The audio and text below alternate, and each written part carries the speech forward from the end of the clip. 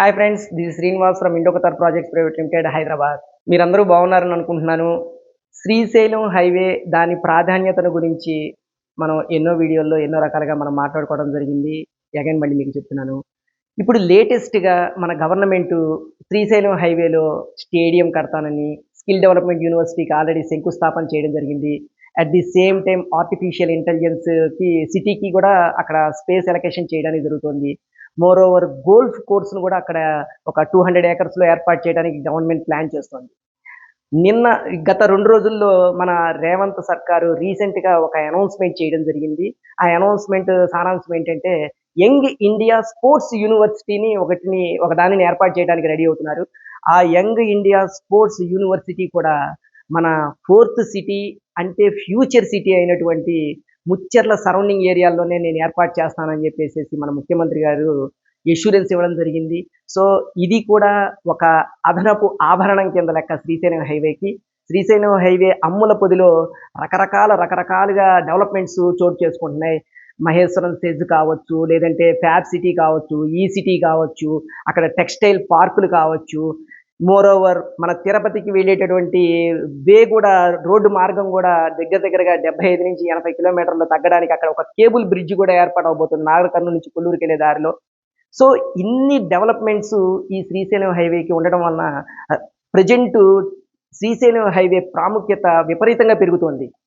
ఇంతవరకు హైదరాబాద్‌లో కొద్దిగా స్తబ్దుగా ఉన్నటువంటి రియల్ ఎస్టేట్ వ్యాపారం ఒక్కసారిగా పుంజుకుంది.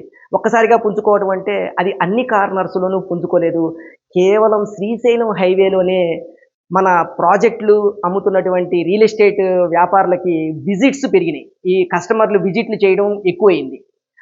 వాళ్ళు ఎంతోమందిని ఎన్నో రకాలుగా మేము కనుక్కుంటే వాళ్ళేం చెప్తున్నారంటే, గత 3 నెలల నుంచి గూడా చాలా తక్కువ విజిట్లు పడుతున్నాయి సార్.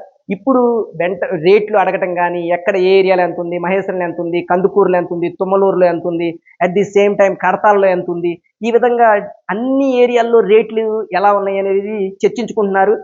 ఎక్కడ ఏ ఏరియాలో తక్కువ ప్రైస్‌లో ఉండి రానున్న రోజుల్లో పెరగడానికి అవకాశం ఉంది అనేది కూడా వాళ్ళందరూ నిర్ధారించుకుంటున్నారు. నిర్ధారించుకొని వాళ్ళు అడ్వాన్స్‌లు కూడా కడుతున్నారు. ప్లాట్ బుకింగ్స్ కూడా వేగంగా జరుగుతున్నాయి. సో, శ్రీశైలం హైవే ఇంత వేగంగా జరుగుతున్నప్పుడు మన దగ్గర మనీ ఉండి, మనం భూమి మీద ఇన్వెస్ట్‌మెంట్ చేసే విషయంలో డిలే చేస్తే దాని వలన భూమి మీద పెట్టుబడి పెడదాం అనుకునే మన ఆశ నిరాశ అవుతుంది తర్వాత. ఎందుకంటే ఇప్పుడు 15,000 ఉంది. దాని తర్వాత 30,000 అయింది. ఆ రోజున మీరు పెడదాం అనుకున్నా కూడా waste.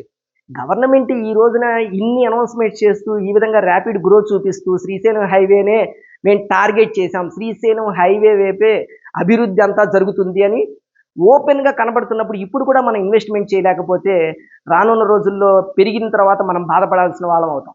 Young India sports university గురించి దిశానిర్దేశకాలు కూడా గవర్నమెంట్ తయారు చేస్తోంది.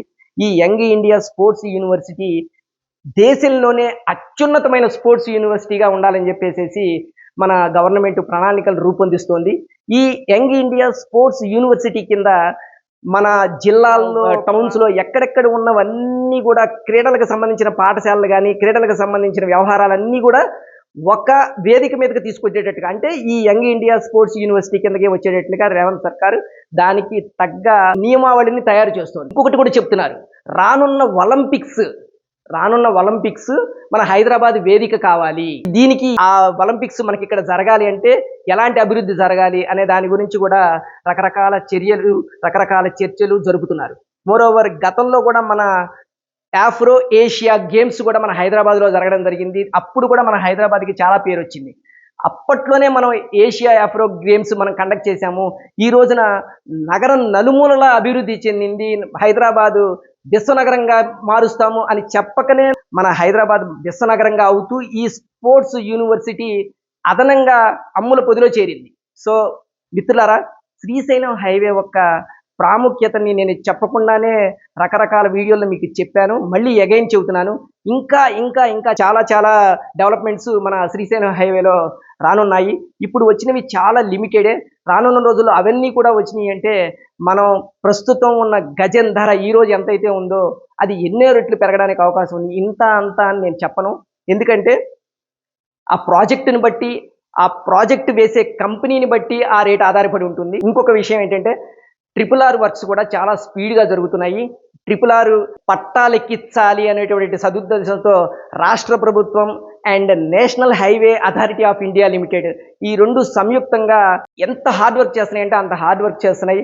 ఆ హార్డ్ వర్క్లో భాగంగానే ఎవరెవరికి రైతులకి ఎంతంత పరిహారాలు చెల్లించాలి ఏమిటి అనేది ఎవ్రీడే వాళ్ళు చర్చించుకుంటున్నారు. ఆ పరిహారాలు కూడా చాలా స్పీడ్గా జరగడానికి సెంట్రల్ గవర్నమెంట్తో చర్చలు జరపడం జరుగుతుంది. సో మిత్రులారా, RRR అక్టోబర్లో గవర్నమెంట్ ఏ విధంగా అయితే చెప్పారో మేము శంకుస్థాపన చేస్తాము అని, అది కనుక జరిగింది అంటే ఇప్పుడు ఉన్నటువంటి ఔటర్ రింగ్ రోడ్డుకి RRRకి మధ్య ఉన్న ప్రాంతం అంతా ఒక రేంజ్లో అభివృద్ధి చెందుతుంది. ఈ RRR అనేది మీకు గతంలో కూడా చెప్పాను నేను, ఇది ఒక గేమ్ చేంజర్. హైదరాబాద్కి RRR అనేది ఒక గేమ్ చేంజర్. ఈ గేమ్ చేంజర్ అని నేను ఎందుకు వాడుతున్నాను అంటే, ఈ సమీపంలో ఉన్నటువంటి గ్రామీణ ప్రాంతాలు, పంచాయతీలు ఇవన్నీ కూడా హైదరాబాద్కి ఈ రేడియల్ రోడ్లు అవన్నీ వేసిన తర్వాత చాలా దగ్గర అవుతాయి. అందువలన ఫ్రెండ్స్, మీరు శ్రీశైలం హైవే వైపు కాన్సన్ట్రేట్ చేయండి. శ్రీశైలం హైవే వైపు కాన్సన్ట్రేట్ చేసి మీ దగ్గర ఉన్నటువంటి అమౌంట్లో ఎంత పాజిబిలిటీ ఉంటే అంత పాజిబిలిటీతో తక్కువ ల్యాండ్ అయినా సరే, దూరంగానైనా సరే ఈ RRR వచ్చేలోపు బై చేయండి. మీరు ఖచ్చితంగా మంచి రిటర్న్స్ పొందుతారని నేను ఆశిస్తున్నాను. Thank you. Bye friends.